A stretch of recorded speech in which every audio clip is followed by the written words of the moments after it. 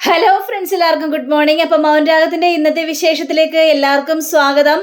അങ്ങനെ നമ്മുടെ കാദംബരിയുടെ അടുത്തേക്ക് നേരെ കിരണും അതേപോലെ തന്നെ രതീഷും കൂടി വരികയാണ്. ഇവരെ കണ്ടു കഴിഞ്ഞപ്പോഴേക്കും കാദംബരിക്ക് ഭയങ്കര ആശ്വാസം തോന്നുകയാണ്. ഇപ്പോൾ കല്യാണിക്ക് എങ്ങനെയുണ്ട് എന്നൊക്കെ ചോദിച്ചു കഴിഞ്ഞപ്പോഴേക്കും ഒന്നും പറയാനായിട്ടില്ല. ഡോക്ടർ പുറത്തേക്ക് ഇറങ്ങി വന്നില്ല കിരണേട്ടാ എന്നൊക്കെ ഇങ്ങനെ കാദംബരി പറയുകയാണ്. അപ്പോഴേക്കും കിരണോട് ചോദിക്കുകയാണ്, എന്തായി കാര്യങ്ങളെല്ലാം, അവനെ കണ്ടെത്തി എന്ന് ചോദിച്ചപ്പോഴേക്കും അവനെ കണ്ടെത്തിയിട്ട് അവൻ എത്തിക്കേണ്ട സ്ഥലത്ത് ഞങ്ങൾ എത്തിച്ചിട്ടുണ്ട്. ഇത് കേട്ട് കഴിഞ്ഞപ്പോൾ കാദംബരി ഭയങ്കര ആകാംക്ഷയോടെ നോക്കി നിൽക്കുകയാണ്. എത്തിച്ചിട്ടുണ്ടെന്നോ? എന്തൊക്കെയാ കിരണ ഈ പറയുന്നത് എന്ന് ചോദിക്കുകയാണ്. അതേന്നേ, ഞാൻ പറയുന്നത് മുഴുവനും സത്യം തന്നെയാണ്. അവനെ ഞങ്ങളെ കണ്ടെത്തി. അതിനുശേഷം വേലുവിൻ്റെ കൂടെ അവനെ കാട്ടിലേക്ക് കൊണ്ടുപോയി. ഇപ്പോൾ അവൻ്റെ അന്ത്യകൂദാശ നടന്ന് കാണും എന്ന രീതിയിൽ പറയാ. ഇത് കേട്ട് കഴിഞ്ഞപ്പോഴേക്കും കാദംബരിക്കും ആകെ ടെൻഷൻ തോന്നുകയാണ്. എൻ്റെ കല്യാണിയാണ് അവൻ ദ്രോഹിച്ചത്. അപ്പോൾ അവൻ എനിക്കങ്ങനെ വെറുതെ വിടാനായിട്ട് പറ്റോ? അവനെ ഞാൻ കണ്ടെത്തി മൃഗങ്ങളുടെ നടുവിലേക്ക് ഞാൻ എറിഞ്ഞിട്ട് കൊടുത്തിട്ടുണ്ട് അവനെ. ഇപ്പൊ തന്നെ മൃഗങ്ങൾ എല്ലാവരും കൂടി ചേർന്ന് അവനെ കാടിച്ച് കീറി പറിച്ചിട്ടുണ്ടാവും. ആ ഒരവസ്ഥയായിരിക്കും അവന്. ഇനി അവൻ പുറലോകം കാണില്ല. ഞാൻ അവനെ കൊന്നു കഴിഞ്ഞിട്ടുണ്ടെങ്കിലേ എൻ്റെ കൈയും കൂടി നാറും. അതുകൊണ്ട് തന്നെയാണ് ഞാൻ അവനെ മൃഗങ്ങൾക്ക് ഇട്ടുകൊടുത്തതെന്നൊക്കെ കിരൺ ഇങ്ങനെ പറയാണ്. ഇപ്പോൾ എൻ്റെ കല്യാണിക്ക് എങ്ങനെയുണ്ടെന്നൊക്കെ ഇങ്ങനെ ചോദിച്ചുകൊണ്ടിരിക്കുകയാണ്. എനിക്ക് കല്യാണിയെ കാണാനായിട്ട് സാധിച്ചില്ല കിരൺ സാറേ, അതുകൊണ്ട് ഒന്നും അറിയാനും പാടില്ല എന്നൊക്കെ ഇങ്ങനെ സംസാരിച്ചുകൊണ്ടിരിക്കുന്ന സമയത്താണ് ദാ വരുന്നു നമ്മുടെ ഡോക്ടർ. അപ്പോൾ ഡോക്ടറെ കണ്ടു കഴിഞ്ഞപ്പോഴേക്കും കിരൺ ചോദിക്കുകയാണ്, ഡോക്ടറെ കല്യാണിക്ക് ഇപ്പം എങ്ങനെയുണ്ട് ഡോക്ടറെ, അവളെ അപകടനില തരണം ചെയ്തോ എന്നൊക്കെ ചോദിച്ചു കഴിഞ്ഞപ്പോഴേക്കും ഇപ്പോൾ കുറച്ച് ആശ്വാസമുണ്ട്. ഒന്ന് കണ്ണൊക്കെ തുറന്നായിരുന്നു കല്യാണി. ഇപ്പോൾ നോർമലായിട്ട് തന്നെയാണ് പോകുന്നത്. ബ്ലീഡിങ് ഉണ്ടാവാതിരുന്നു കഴിഞ്ഞാൽ രക്ഷപ്പെട്ടു എന്നൊക്കെ ഇങ്ങനെ പറയുകയാണ്. അത് പിന്നെ ഡോക്ടറെ എനിക്കൊന്ന് പോയി കാണാൻ പറ്റുമോ എന്ന് ചോദിച്ചപ്പോഴേക്കും അത് പിന്നെ ഇപ്പോൾ ഞാൻ പറഞ്ഞല്ലോ സെഡേഷനിലാണ്. എന്നാലും കിരൺ വാ, നമുക്ക് ഏതായാലും കാണാം. അല്ല, കല്യാണിയെ കുത്തിയത് ആരാണ്? കിരൺ ഇത്ര നേരം എവിടെയായിരുന്നു എന്നൊക്കെ ചോദിക്കുകയാണ്. അത് പിന്നെ കല്യാണിയെ കുത്തിയ ആളുടെ പിന്നാലെ പോവുകയായിരുന്നു ഡോക്ടർ ഞാൻ. എന്നിട്ട് അവനെ കണ്ടെത്തിയോ എന്ന് ചോദിച്ചപ്പോഴേക്കും ഇല്ല ഡോക്ടർ, എനിക്ക് അവനെ കണ്ടെത്താനായിട്ട് സാധിച്ചില്ല. ഇങ്ങനെ ഓരോരോ ജന്മങ്ങളുണ്ട് കിരണേ.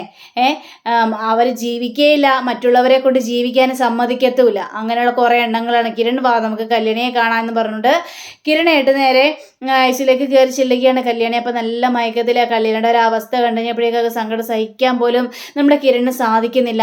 അങ്ങനെ ഡോക്ടർ പറയുകയാണ്, കിരണെ കുഴപ്പമൊന്നുമില്ല, ഇപ്പോൾ മരുന്ന് കൊടുത്തിട്ട് സെഡക്ഷനിലാണ്, അതുകൊണ്ടാണ് കല്യാണി ഇപ്പം മയങ്ങിയിരിക്കുന്നത്. കുറച്ചും കഴിയുമ്പോഴേക്കും കണ്ണ് തുറക്കുന്നേ, അപ്പോൾ കിരണിന് വന്ന് കാണാട്ടോ എന്നൊക്കെ പറയാം. പിന്നെ നേഴ്സേ, കല്യാണി കണ്ണ് തുറന്ന് കഴിയാൻ നേരത്ത് കിരണിനെ വിളിച്ചിട്ട് കല്യാണിയെ കാണിക്കണം. അപ്പോൾ കല്യാണിക്ക് ഒരു ആശ്വാസം കിട്ടുമെങ്കിൽ കിട്ടിക്കോട്ടെ, അതായിരിക്കും നല്ലത്. നമ്മൾക്ക് മനസ്സിന് ആശ്വാസം തരുന്ന ഏതൊരാളെയും കാണുന്നത് നല്ലതാണെന്നൊക്കെ ഡോക്ടർ പറയുകയാണ്. ഇതേ സമയം നമ്മുടെ രതീഷ് കാദംബരിയോട് പറയുകയാണ്, കിരൺ സാറേ ആകെ വെന്തൊരവസ്ഥയിലാണ് നിൽക്കുന്നത്. കല്യാണിക്ക് എന്തെങ്കിലും പറ്റിപ്പോയിട്ടുണ്ടെങ്കിൽ കിരൺ സാറിന് ഭ്രാന്ത് പിടിക്കും. ബഗാസുരനെ കൊണ്ടുപോയി അവിടെ ഇട്ടില്ലായിരുന്നെങ്കിൽ ഒരുപക്ഷെ കിരൺ സാറ് ഭ്രാന്ത് പിടിച്ച് ഇവിടെ കിടന്ന് അലഞ്ഞു തിരിഞ്ഞ് നടന്നാനായിരുന്നു. കല്യാണിക്ക് എന്ത് പറ്റിയാലും അത് കിരൺ സാറിന് സഹിക്കാൻ പറ്റാത്തൊരു കാര്യം തന്നെയാണെന്നൊക്കെ പറയുകയാണ്. ഇത് കേട്ടുകഴിഞ്ഞപ്പോഴേക്കും അങ്ങനെയാണല്ലോ രതീഷേട്ടാ, കാരണം കല്യാണി ആർക്കും ഒരു ദ്രോഹവും ചെയ്തിട്ടില്ല, നല്ലത് മാത്രമല്ലേ ചെയ്തിട്ടുള്ളൂ എന്ന രീതിയിൽ പറയണം. പക്ഷേ വേറൊരുത്തനുണ്ടല്ലോ, വിക്രം, അവനും ഇനി പുറത്തേക്ക് വരില്ലെന്ന് ആര് കണ്ടു എന്നൊക്കെ ഇങ്ങനെ പറയുകയാണ്. അവനെയും തീർക്കണം, അല്ലെങ്കിൽ അവൻ ഇനി കല്യാണിക്ക് ആപത്തുണ്ടാക്കി വെക്കും എന്നൊക്കെ ഇങ്ങനെ സംസാരിക്കുകയാണ്. ഇപ്പോൾ ബഗാസുരനെ അവസാനിപ്പിച്ചു, പക്ഷേ ഇനി അധികം താമസിയാതെ ആ വിക്രമും പരോളിനിറങ്ങുമല്ലോ. കല്യാണി ഒരുപാട് അനുഭവിച്ചിട്ടുണ്ട്. ഈ വിക്രം ജനിച്ചതേ വായൽ വെള്ളിക്കരണ്ടിയായിട്ടാണ് വിക്രം ജനിച്ചത്. എൻ്റെ അമ്മമ്മയും അച്ഛനും ഒക്കെ വയറ് മുറുക്കി കൊടുത്തിട്ടാണെങ്കിൽ പോലും അവന് വേണ്ടതൊക്കെ ചെയ്തു കൊടുത്തിട്ടുണ്ട്. അതിൻ്റെ വേഷം കിട്ടും മുഴുവനും അവനുണ്ട് താനും. കല്യാണി ഇപ്പം നല്ല രീതിയിൽ ജീവിക്കുന്നത് കണ്ടു കഴിഞ്ഞപ്പോഴേക്കും അവന് സഹിക്കാനായിട്ട് കഴിയുന്നില്ല. അതുകൊണ്ട് കല്യാണിയെ അവനും ഉപദ്രവിക്കും എന്നൊക്കെ പറയാണ്. ഇത് കേട്ടുകൊണ്ട് വരിക നമ്മൾ കിരൺ. അപ്പോൾ കിരൺ ആണെങ്കിൽ അവൻ വരട്ടെ എന്നേ കാദംബരി, അവൻ വരുമ്പോഴല്ലേ അപ്പോൾ അവന് വേണ്ടിയുള്ള കാര്യങ്ങളൊക്കെ ഞാൻ കൊടുത്തോളാം എന്നിങ്ങനെ പറയാണ്. കല്യാണിക്ക് പക്ഷെ ആരെയും ദ്രോഹിക്കാനോ ശിക്ഷിക്കാനോ ഒന്നും കഴിയാത്തൊരവസ്ഥയാണെന്നൊക്കെ ഇങ്ങനെ സംസാരിക്കുകയാണ്. പിന്നീട് കാണിക്കുന്നത് നമ്മുടെ സരയുവിനെയാണ്. അപ്പോൾ സരയു ആണെങ്കിൽ ആകെ ടെൻഷൻ അടിച്ച്, കാരണം കല്യാണി മരിച്ചില്ലല്ലോ, സരയുവിൻ്റെ ആഗ്രഹം ഇനി എങ്ങനെ സാധിക്കും എന്നിങ്ങനെ ആലോചിച്ചുകൊണ്ടിരിക്കുക.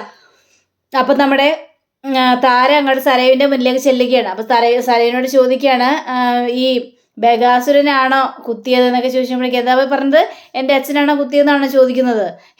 അത് എനിക്കെങ്ങനെ അറിയാം? നിങ്ങളെന്തിനാ എപ്പോഴും എന്നോട് ഈ കാര്യം തന്നെ ചോദിച്ചുകൊണ്ടിരിക്കുന്നത്? ഞാൻ അയാളെ കണ്ടിട്ടുമില്ല, അയാളോട് സംസാരിച്ചിട്ടില്ല. പിന്നെ എന്നോട് ചോദിച്ചിട്ട് വല്ല കാര്യമുണ്ടോ? എനിക്കറിയാൻ പാടില്ലല്ലോ കല്യാണിയെ കുത്തിയത് ആരാണെന്ന്. പക്ഷേ എനിക്കൊരു സങ്കടമുണ്ട്. കല്യാണി മരിച്ചില്ല എന്ന വാർത്തയാണ് എൻ്റെ ചെവിയിലേക്ക് എത്തിയത്. അത് കേൾക്കുമ്പോൾ എനിക്ക് വല്ലാത്ത ദുഃഖമുണ്ട്. കാരണം കിരൺ എനിക്ക് സ്വന്തമാക്കാനായിട്ട് കഴിയില്ലല്ലോ. കല്യാണി മരിച്ചു കാണണമെന്നാണ് എൻ്റെ മനസ്സിലെ ആഗ്രഹം. ഇത് കേട്ട് കഴിഞ്ഞപ്പോഴേക്കും അവൾ രക്ഷപ്പെടട്ടെ എന്ന് താര പറയണേ. എന്താ അവൾ രക്ഷപ്പെടട്ടെ എന്നോ? കൊള്ളാം. ഞാൻ നിങ്ങളോട് പല പ്രാവശ്യം പറഞ്ഞു അവൾക്ക് വേണ്ടി അവൾ രക്ഷപ്പെടട്ടെ എന്ന് വേണ്ടി പ്രാർത്ഥിക്കരുതെന്ന്. ഞാനാണ് നിങ്ങളുടെ മകള്. എനിക്ക് വേണ്ടി നിങ്ങൾ സംസാരിച്ചില്ലെങ്കിൽ ഞാൻ നിങ്ങളെ വിട്ടു പോകുവേ. പിന്നെ ഈ മകള് നിങ്ങളുടെ കൂടെ ഉണ്ടാവില്ല. അത് ഉറപ്പുള്ള കാര്യം തന്നെയാണ്. എൻ്റെ മനസ്സിലെ ആഗ്രഹങ്ങളൊക്കെ ഞാൻ നിങ്ങളോട് പറഞ്ഞതാണ്. കിരണിനെ സ്വന്തമാക്കണം. കിരണിനെ സ്വന്തമാക്കാൻ വേണ്ടി തന്നെയാണ് ഞാൻ ഏതറ്റം വരെയും പോകുന്നത്. അവൻ എനിക്ക് സ്വന്തമാക്കിയില്ലെങ്കിൽ എനിക്ക് ഭ്രാന്ത് പിടിച്ചൊരവസ്ഥയിലാകും. കല്യാണി മരിക്കണം. അല്ലെങ്കിലും അവളെന്തിനാ ജീവിച്ചിരിക്കുന്നത്? അവള് 3ാം ക്ലാസ് വരെയും പഠിച്ചു. എന്നിട്ട് അവൾക്ക് എന്ത് നല്ല ജീവിതം കിട്ടിയത്. അവള് ചെറുതിലെ കുറെ അനുഭവിച്ചിട്ടുണ്ടെങ്കിലും പിന്നീട് അവൾക്ക് സൗഭാഗ്യത്തിന്റെ കളിയായിരുന്നില്ലേ കിരണിനെ കല്യാണം കഴിച്ചതിൽ. പിന്നെ അത്രയൊക്കെ സൗഭാഗ്യം മതി അവൾക്ക്. അതുകൊണ്ട് എനിക്കിനി അവള് മരിച്ചെന്നുള്ളൊരു വാർത്ത കേട്ടാലേ സമാധാനം ഉണ്ടാവുള്ളൂ. പറഞ്ഞ മനസ്സിലായല്ലോ എന്ന് താരയോട് പറയാ. അപ്പൊ താരയ്ക്ക് ഇതെല്ലാം കേട്ട് കഴിഞ്ഞപ്പോഴേക്കും ആകെ ദുഃഖവും വരികയാണ്. കാരണം താരയ്ക്കൊരു ആപത്ത് പറ്റി കഴിഞ്ഞപ്പോഴേക്കും കല്യാണിയും കിരണും മാത്രമേ ഉണ്ടായിരുന്നുള്ളൂ താരയെ രക്ഷിക്കാനും താരയെ സമാധാനപ്പെടുത്താനും ഒക്കെ. അങ്ങനെ ഈ ഒരു കല്യാണിക്കൊരു അവസ്ഥ കഴിഞ്ഞപ്പോഴേക്കും നമ്മുടെ താരയുടെ മനസ്സിലെ പ്രാർത്ഥന കല്യാണി എങ്ങനെയെങ്കിലും രക്ഷപ്പെടണേ എന്ന് തന്നെയായിരുന്നു. അങ്ങനെ വല്ലാത്തൊരവസ്ഥയിലേക്ക് നിൽക്കുകയാണ്. അങ്ങനെ പിന്നീട് കാണിക്കുന്നത് നമ്മുടെ പ്രകാശനെയാണ്. അപ്പോൾ പ്രകാശനാണെങ്കിൽ അതിലേറെ ദുഃഖത്തിലും അതിലേറെ ദേഷ്യത്തിലും ഇരിക്കുക. കാരണം ബഗാസുരനാണല്ലോ തൻ്റെ പൊന്നോമനയ്ക്ക് ഇങ്ങനെയൊക്കെ സംഭവിക്കാനുള്ള കാരണം. അപ്പോൾ അങ്ങനെ ഓർത്തുകൊണ്ടിരിക്കുമ്പോഴാണ് കാർത്തികയും ലക്ഷ്മിയും അങ്ങോട്ട് ചെല്ലുന്നത്. അച്ഛാ, എന്താ അച്ഛാ ഇങ്ങനെ ഒരു ഇരിപ്പ് ഇരിക്കുന്നത്? അച്ഛ എന്തെങ്കിലും വന്ന് കഴിക്ക്. ഞാൻ കഴിക്കാനോ? എന്താ മോളെ ഈ പറയുന്നത്? എൻ്റെ കല്യാണി മോള് അവിടെ ICUവിൽ ഭക്ഷണം പോലും കഴിക്കാതെ കിടക്കുമ്പോൾ ഞാൻ ഭക്ഷണം കഴിക്കാനോ? ഇല്ല. ഇനി എൻ്റെ കല്യാണി മോൾക്ക് ഒരു ആപത്തും വരാ തിരിച്ച് വീട്ടിലെത്തിയാൽ മാത്രമേ ഞാൻ എന്തെങ്കിലും ഒരു മനസ്സമാധാനത്തോടെ കഴിക്കുള്ളൂ എന്നൊക്കെ പ്രകാശൻ അങ്ങോട്ട് വാശി പിടിക്കുക. അപ്പോൾ പ്രകാശിൻ്റെ ആ ഒരു വർത്തമാനം കേട്ട് കഴിഞ്ഞപ്പോഴേക്കും ഇവരാണെങ്കിൽ ആകെ പേടിച്ചു പോയി. കാരണം ഹാർട്ടിന് കംപ്ലൈൻ്റ് ഉള്ളൊരു മനുഷ്യനാണ്. അപ്പോൾ ഭക്ഷണം കഴിക്കാതിരുന്ന് കഴിഞ്ഞിട്ടുണ്ടെങ്കിൽ അതിലേറെ പ്രശ്നമാകുമെന്ന് ഇവർക്ക് നന്നായിട്ട് അറിയാം. അങ്ങനെ പ്രകാശൻ പറയണ ബഗാസുരനില്ലേ, അവനെ എൻ്റെ കൈ കിട്ടണം. അവൻ്റെ പള്ളക്ക് ഞാൻ കത്തി കയറ്റും. എൻ്റെ മോളെ ഈ ഒരു അവസ്ഥയിലാക്കിയ അവനെ ഞാൻ വെറുതെ വിടില്ല. അവനെ തീർത്തട്ടെ, ഇനി എനിക്ക് സമാധാനം ഉണ്ടാവുള്ളൂ മോളെ എന്നൊക്കെ പറയുമ്പോൾ അച്ഛാ എന്തൊക്കെയാ അച്ഛാ ഈ പറയുന്നത് എന്ന് ചോദിക്കണം. അതെ, ഞാനിത് തന്നെ പറയും. എൻ്റെ മോളെ ഈ ഒരു അവസ്ഥയിലാക്കി അവനെ ഞാൻ വെറുതെ വിടണോ എന്നൊക്കെ ഇങ്ങനെ സംസാരിക്കുമ്പോഴാണ് രതീഷും കാദംബരിയും കൂടി ബൈക്കിൽ വന്നിറങ്ങുന്നത്. അവരെത്തിയല്ലോ എന്നൊക്കെ ഇപ്പോൾ പറയുകയാണ്. അല്ല, നിങ്ങളിങ്ങോട്ട് പോന്നോ എന്ന് ചോദിക്കും. അപ്പം കല്യാണിൻ്റെ കൂടെ ആരാണ്? അത് പിന്നെ അമ്മേ കിരൺ ഉണ്ട് അവിടെ എന്നിങ്ങനെ പറയുകയാണ്. അയ്യോ, കിരണും രതീഷൊക്കെ ഇത് എവിടെ പോയതാ? ആരെടുത്ത് പോയതാന്ന് ചോദിച്ചു കഴിഞ്ഞപ്പോഴേക്കും ഞങ്ങൾ ആ ബഗാസുരൻ്റെ പിന്നാലെ പോയതാ. എന്നിട്ട് അവനെ കിട്ടിയോ എന്ന് ചോദിച്ചപ്പോഴേക്കും അവനെ കിട്ടി. അവനെ ഒരു ബീച്ചിലിട്ട് പിടിച്ചു കിരൺ സാറ്. എന്നിട്ട് അവന് കൊടുക്കേണ്ടത് മുഴുവനും ആ ബീച്ചിലിട്ട് ചന്നം ഭിന്നം കൊടുത്തു. അതിനുശേഷം എന്താ ചെയ്തെന്നറിയാമോ? അതിനുശേഷം അവനെ നേരെ വേലുവിൻ്റെ കാട്ടിലേക്ക് കൂട്ടിക്കൊണ്ടുപോയി. അവിടെ കൈയും കാലും കെട്ടിയിട്ട് അവനെ അനങ്ങാൻ പറ്റാത്തൊരവസ്ഥയിലാക്കി. ഇത് കേട്ട പ്രകാശനാണെങ്കിൽ അപ്പം അവനെ വെറുതെ വിട്ടോ? അവനെ രക്ഷപ്പെടുമോ എന്നൊക്കെ ചോദിച്ചപ്പോഴേക്കും ഇല്ലച്ചാ, അവൻ രക്ഷപ്പെടാനായിട്ട് പോകുന്നില്ല. കാരണം അനങ്ങാൻ പോലും പറ്റാത്തൊരവസ്ഥയിലാണ് അവൻ അവിടെ ഇട്ടിരിക്കുന്നത്. അവൻ്റെ വായൽ തുണിയും തിരികെ കയറ്റി വെച്ചിട്ടുണ്ട്. അതുകൊണ്ടൊന്ന് വാ വിട്ട് കരയാൻ പോലും പറ്റില്ല. മൃഗങ്ങൾ ഇറങ്ങുന്ന കാടാണത്. അവിടെ വേട്ടപ്പട്ടികളും അതേപോലെ തന്നെ നരികളും ഒക്കെ ഇറങ്ങും. അവനെ കടിച്ച് കീറുക തന്നെ ചെയ്യും. ഇതോടെ അവൻ്റെ അന്ത്യം കണ്ടിട്ടുണ്ടാകും. അവൻ അവസാനിച്ചിട്ടുണ്ടാകും. അതേപോലുള്ളൊരു അവസ്ഥയിലാണ് അവനെ കൊണ്ട് എത്തിച്ചത് കിരൺ സാറ് എന്ന് പറയാ. ഇത് കേട്ട് കഴിഞ്ഞപ്പോഴേക്കും ഇവർക്കൊക്കെ ഭയങ്കര സന്തോഷം സമാധാനമൊക്കെ തോന്നുകയാണ്. അപ്പോഴും പ്രകാശിന് കലിപ്പ് തീരുന്നില്ല. പ്രകാശനാണെങ്കിൽ എനിക്ക് അവനെ എൻ്റെ കയ്യിൽ കിട്ടണമായിരുന്നു, എൻ്റെ കൈ കൊണ്ട് വേണമായിരുന്നു അവൻ്റെ അന്ത്യം. ഇനി അച്ഛാ ആ കാര്യത്തെക്കുറിച്ച് ചിന്തിക്കണ്ട, ബേഗാസുരൻ ഇനി പുറത്തേക്ക് വരില്ല. അതേപോലെയാണ് കിരൺ സാറ് ചെയ്തിരിക്കുന്നത്. കാരണം അച്ഛൻ്റെ മനസ്സിൽ എത്രയാണോ മുറിവേറ്റത് അതിനേക്കാൾ ഡബിൾ ഇരട്ടി മുറിവാണ് കിരൺ സാറിൻ്റെ മനസ്സിലേറ്റത്. കാരണം കല്യാണിക്ക് എന്തെങ്കിലും സംഭവിച്ചു കഴിഞ്ഞാൽ അത് കിരൺ സാറിന് സഹിക്കാൻ പോലും പറ്റാത്തൊരവസ്ഥയാണ്. അതുകൊണ്ട് ബേഗാസുരനെ എന്നെ വെറുതെ വിടുമെന്ന് അച്ഛന് തോന്നുന്നുണ്ടോ എന്നൊക്കെ ഇങ്ങനെ ചോദിക്കാം.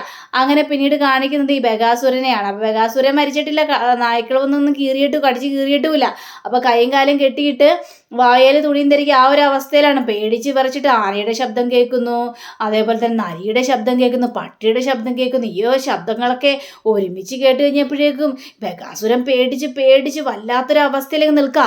അപ്പോഴാണ് വലിയൊരു മൂർഖൻ പാമ്പ് എഴഞ്ഞ് നമ്മുടെ ബേഗാസുരൻ്റെ അടുത്തേക്ക് വരികയാണ്. ആ മൂർഖൻ പാമ്പിൻ്റെ പത്തിവിടർത്തലൊക്കെ കണ്ടു കഴിഞ്ഞപ്പോഴേക്കും ബേഗാസുരനെ പേടിച്ച് അറ്റാക്ക് വരുമെന്ന് തന്നെയാണ് തോന്നുന്നത്. കാരണം ആ ഒരു രീതിയിലാണ് പാമ്പ് ബേഗാസുരൻ്റെ അടുത്തേക്ക് നീങ്ങി ചെല്ലുന്നത്. അങ്ങനെ പിന്നീട് കാണിക്കുന്നത് നമ്മുടെ സരയുവിനെ തന്നെയാണ്. അപ്പോൾ സരയു ആണെങ്കിൽ നല്ല അടിപൊളിയായിട്ട് ഒരുങ്ങുക, കുറേ സ്പ്രേ ഒക്കെ എല്ലാം അടിച്ച് കൂട്ടുന്നുണ്ട്. അപ്പോൾ താര വന്ന് ഇങ്ങനെ നിൽക്കണം. താരയ്ക്കൊന്നും മനസ്സിലാവുന്നില്ല ഇവിടെ എന്തിനുള്ള പുറപ്പാടാണെന്ന് ഒന്നും മനസ്സിലാവുന്നില്ല. അപ്പോൾ അമ്മേ ഇത് എങ്ങനെയുണ്ട്, ഈ സാരി എങ്ങനെയുണ്ട്, കൊള്ളാവോ എന്ന് ചോദിക്കുമ്പോൾ താരയൊന്നും മിണ്ടുന്നില്ല. എനിക്കറിയാം കൊള്ളാവെന്ന്. ഞാനേ ഹോസ്പിറ്റൽ വരെ ഒന്ന് പോവാണ്, എനിക്ക് കിരണിനെ ഒന്ന് കാണണം. കിരണിനെ കാണണം മാത്രമല്ല അവൾ ഇനി ജീവിക്കോ മരിക്കോ എന്നും കൂടി അറിയണം. അതിനു വേണ്ടി കൂടിയാണ് ഞാൻ ഹോസ്പിറ്റലിലേക്ക് പോകുന്നത്. അവിടെ കിരൺ ഉണ്ടല്ലോ, അപ്പം ഞാൻ നല്ല അണിഞ്ഞൊരുങ്ങി നല്ല സുന്ദരിയായിട്ട് പോകണം കിരണിൻ്റെ മുന്നിലേക്ക്. അവൻ ശരിക്കും പറഞ്ഞ ദുഃഖത്തിലാണ്, എന്നാലും കുഴപ്പമില്ല. പക്ഷെ കിരണിൻ്റെ മുന്നിൽ എപ്പോഴൊക്കെ ചെല്ലുന്നോ അപ്പം ഞാൻ സുന്ദരിയാക്കി ചെന്നാൽ മാത്രമല്ലേ അവൻ്റെ മനസ്സിലേക്ക് ഞാൻ എന്നുള്ള രൂപം കടന്നുകൂടി വരുള്ളൂ. അപ്പം കല്യാണം തീർന്നു കഴിഞ്ഞാൽ അവനെനിക്ക് സ്വന്തമാക്കാനായിട്ട് കഴിയുമല്ലോ. പിന്നെ അമ്മ എന്താ ചെയ്യേണ്ടതെന്നറിയാമോ? നിങ്ങൾ അമ്പലത്തിൽ പോകണം. അമ്പലത്തിൽ പോയിട്ട് നന്നായിട്ടൊന്ന് പ്രാർത്ഥിക്കണം. എൻ്റെ മകൾക്ക് നല്ല ജീവിതം കിട്ടണേ, കല്യാണി തീർന്നു പോണേ, കിരണും സരയും ഒന്നിക്കണേ എന്ന് വേണം നിങ്ങളുടെ പ്രാർത്ഥന. അല്ലാതെ അവള് രക്ഷപ്പെടണം എന്നുള്ളൊരു പ്രാർത്ഥന നിങ്ങളുടെ മനസ്സിൽ പോലും വരാൻ പാടില്ല.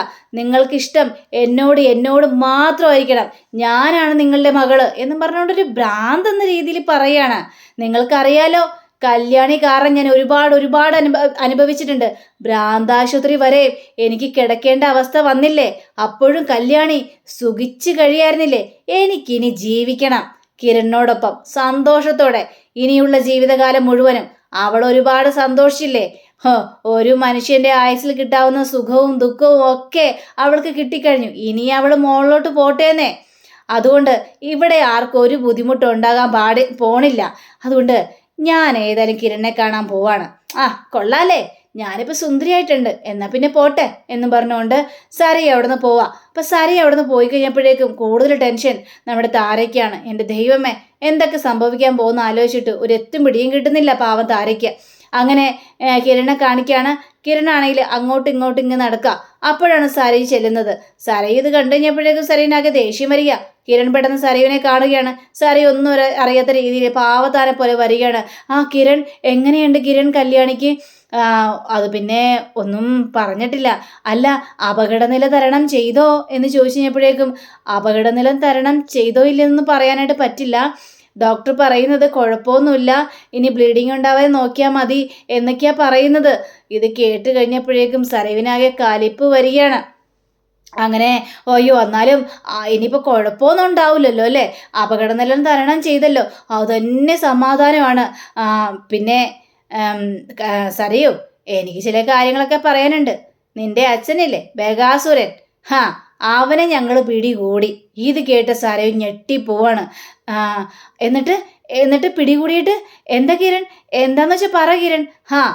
അവനെ പിടികൂടിയിട്ട് അവൻ അയക്കേണ്ട സ്ഥലത്തേക്ക് ഞങ്ങൾ അങ്ങോട്ട് അയച്ചു. ഇത് കേട്ട സരയു പേടിച്ച് വിറച്ച്, എൻ്റെ ദൈവമേ, നീ എൻ്റെ അച്ഛനെ കൊന്നല്ലേടാ, നീ അച്ഛനെ കഴുത്തരിച്ച് കൊന്നല്ലേടാ എന്നൊക്കെ ഇങ്ങനെ മനസ്സിൽ ചിന്തിക്കുകയാണ്. എന്താ കിരൺ, അയാളെ കൊന്നോ? അയാൾ ചാവണമെങ്കിൽ ചാവട്ടെ, ഞാൻ അയാളെക്കുറിച്ച് ചിന്തിക്കാറ് പോലുമില്ല. അയാൾക്ക് എന്ത് വേണമെങ്കിലും വരട്ടെ, എനിക്ക് അതിനെക്കുറിച്ച് യാതൊരു പ്രശ്നവുമില്ല എന്ന് പറയാണ്. അയാളെ ഞാൻ കൊന്നിട്ടൊന്നുമില്ല സരയു, പക്ഷേ ഇനി അയാൾ ഇങ്ങോട്ട് വരണമെന്ന് എനിക്കൊന്ന് കാണുമല്ലോ, അതേ രീതിയിലാണ് അയാളെ ഞാൻ കണക്കൂട്ടി വെച്ചിരിക്കുന്നത്. പിന്നെ കല്യാണിയെ പോലെ ഒരാൾ, കല്യാണിയോട് ഒരുപാട് ദ്രോഹങ്ങളൊക്കെ എല്ലാവരും ചെയ്തിട്ടുണ്ട്, പക്ഷേ അവൾക്ക് എല്ലാവരെയും സ്നേഹിക്കാൻ മാത്രമേ അറിയുള്ളൂ. പിന്നെ അവൾ ഏറ്റവും കൂടുതൽ മരിക്കണമെന്ന് ആഗ്രഹിച്ചത് ആ ഗംഗാപ്രസാദാണ്. അല്ല കിരൺ, ആ ഗംഗാപ്രസാദിനെ കുറിച്ച് ഒരു വിവരവും ഇല്ലല്ലോ. അവനെ കുറിച്ചൊരു വിവരവും ഇല്ല. അവൻ ആരെങ്കിലും തല്ലിക്കൊടുന്നിട്ടുണ്ടാവുന്നേ, അല്ലാതെ എന്ത് ചെയ്യാനാ? അവൻ എവിടെയെങ്കിലും പോയിട്ടുണ്ടാവും എന്ന രീതിയിൽ തന്നെ നമ്മുടെ കിരൺ സംസാരിക്കുകയാണ്. സരയുനാണെങ്കിൽ ആകെ പേടിയും തോന്നുക. അപ്പോഴാണ് ഇതാ കാദംബരി വരുന്നത്. അപ്പോൾ കാദംബരിയെ കണ്ടു കഴിഞ്ഞപ്പോഴേക്കും എന്തായി കാദംബരി കാര്യങ്ങളെല്ലാം? അല്ല കിരൺ സാറ് കല്യാണിയെ കണ്ടായിരുന്നോ എന്ന് ചോദിക്കുകയാണ്. ഞാൻ കണ്ടായിരുന്നു, പക്ഷെ അവൾ നല്ല സെഡക്ഷനിലാണ്, നല്ല മയക്കത്തിലാണ്. ഉണർന്നു കഴിയുമ്പോൾ അവളെ ഒന്ന് കാണണം എന്നൊക്കെ ഇങ്ങനെ പറയാം. ഏതായാലും അവൾ ഉണർന്നു കഴിയുമ്പോൾ എന്നെ വിളിക്കണോട്ടോ. സരയു നീ ഇവിടെ നിൽക്കാൻ പോവാണോ? കിരൺ ഞാനിവിടെ നിൽക്കണോ എന്ന് ചോദിച്ചപ്പോഴേക്ക് വേണ്ട, അതിൻ്റെ ആവശ്യമൊന്നുമില്ല, എല്ലാവരും കൂടി നിൽക്കണ്ട, കാദംബരി ഇവിടെ നിൽക്കുന്നുണ്ടല്ലോ, ഞാൻ ഏതായാലും ഒന്ന് വീട് വരെ ഒന്ന് പോയിട്ട് വരാം എന്ന് പറഞ്ഞുകൊണ്ട് കിരൺ അവിടെ നിന്ന് പോവുകയാണ്. അപ്പോൾ കിരൺ അവിടെ നിന്ന് പോയി കഴിഞ്ഞപ്പോഴേക്കും കാദംബരിക്ക് കാലി വരികയാണ്. നിന്റെ അച്ഛനില്ലേ, നിന്റെ അച്ഛനെ പോലെ ദുഷ്ടനാ ഇങ്ങനത്തെ കാര്യങ്ങളെല്ലാം കാണിച്ചു കൂട്ടിയത്. ഏതായാലും അവൻ്റെ കാര്യം കട്ട പുകയായിട്ടുണ്ട്. ഇനി അവൻ തിരിച്ചു വരാൻ പോകുന്നില്ല. നിന്റെ അച്ഛൻ്റെ അന്ത്യം തന്നെയാണെന്ന രീതിയിൽ തന്നെ സംസാരിക്കുക. അപ്പോൾ സരയുവിന് കാലി വരികയാണ്. അപ്പോൾ സരയു മനസ്സിന്തിക്കുകയാണ്, എൻ്റെ മുന്നിൽ നിന്ന് സംസാരിക്കാൻ പോലും യോഗ്യമില്ലാത്തവളാണ് അവൾ എൻ്റെ മുന്നിൽ ഞെളിഞ്ഞെന്ന് സംസാരിക്കുന്നത്. അങ്ങനെ നമ്മുടെ ഷാരിയെ കാണിക്കുകയാണ്. അപ്പോൾ കിരൺ അങ്ങോട്ട് കയറി ചെല്ലുകയാണ്. ഷാരിയെ കണ്ടപാടെ തന്നെ നിങ്ങൾക്ക് സമാധാനം ആയല്ലോ, കല്യാണിക്കൊരു അവസ്ഥ വന്നപ്പോൾ നിങ്ങൾക്ക് സമാധാനം ആയല്ലോ എന്ന് ചോദിക്കുകയാണ്. അയ്യോ മോനെ കിരണെ, ഞാൻ അതിന് എന്ത് ചെയ്തിട്ടാണ് മോനെ? അയാളോട് ഞങ്ങൾക്ക് യാതൊരു ബന്ധവുമില്ല, പിന്നെ ഞാൻ എന്ത് ചെയ്തിട്ടാണ് എന്നിങ്ങനെ ചോദിക്കുകയാണ്. അവന് കൊടുക്കേണ്ടതൊക്കെ ശരിക്കും കൊടുത്തിട്ടുണ്ട് ഞാൻ എന്ന് പറയാ. അങ്ങനെ രൂപയും അതേപോലെ തന്നെ CS കൂടി വരികയാണ്. മോനെ കല്യാണിക്ക് എങ്ങനെയുണ്ട് എന്ന് ചോദിച്ചപ്പോഴേക്കും ഒന്നും പറയാനായിട്ടില്ല. അപകടനില തരണം ചെയ്തോന്ന് പോലും പറയാനായിട്ടില്ല. അവൾ അങ്ങനെ ഒരു അവസ്ഥയിൽ കിടക്കുകയാണ്. അവൾക്ക് നേരത്തെ ഒന്ന് ചെറുതായിട്ടൊന്ന് ബോധം വന്നായിരുന്നു, ഇപ്പോഴും സെഡക്ഷനിൽ തന്നെയാണെന്നൊക്കെ പറയാണ്. ഇതികടെ സരയുമാണ് ഈ രൂപയാണെങ്കിൽ ഷാരിയോട് തൃപ്തിയായല്ലോ, നീ ആഗ്രഹിച്ചതുപോലെ തന്നെ കാര്യങ്ങളെല്ലാം നടക്കുന്നില്ലേ? ഇപ്പോൾ കല്യാണിക്ക് ഇങ്ങനെ ഒരു അവസ്ഥ വന്നില്ല. എൻ്റെ പൊന്നു രൂപ, എൻ്റെ മനസ്സിൽ പോലും ചിന്തിക്കാത്തൊരു കാര്യമാണ് നിങ്ങളിപ്പോൾ പറയുന്നത്. ഞാനങ്ങനെ ചിന്തിച്ചിട്ട് പോലുമില്ല. സരയും ഞാനൊക്കെ അയാളെ വെറുക്കുന്ന കൂട്ടത്തിലുള്ള ആൾക്കാരാണ്. അങ്ങനെ ആയാൽ നിങ്ങൾക്ക് കൊള്ളാം. അച്ഛാ, എനിക്ക് അച്ഛനോട് ചില കാര്യങ്ങളെല്ലാം സംസാരിക്കുന്നുണ്ട്, അച്ഛൻ ഇങ്ങോട്ട് വന്നേ എന്ന് പറഞ്ഞുകൊണ്ട് CS-നെ വിളിച്ചുകൊണ്ട് പോവുകയാണ്. അപ്പോൾ അങ്ങനെയും കാണിച്ചുകൊണ്ടാണ് നമ്മുടെ ഇന്നത്തെ റിവ്യൂയുടെ അവസാനിച്ചിരിക്കുന്നത്. അടുത്ത റിവ്യൂവിനെ കാത്തിരിക്കുക, സബ്സ്ക്രൈബ് ചെയ്യുക. എല്ലാവർക്കും നല്ലൊരു ദിനം ആശംസിച്ചുകൊണ്ട് തന്നെ നമസ്കാരം. Thank you. See again. By.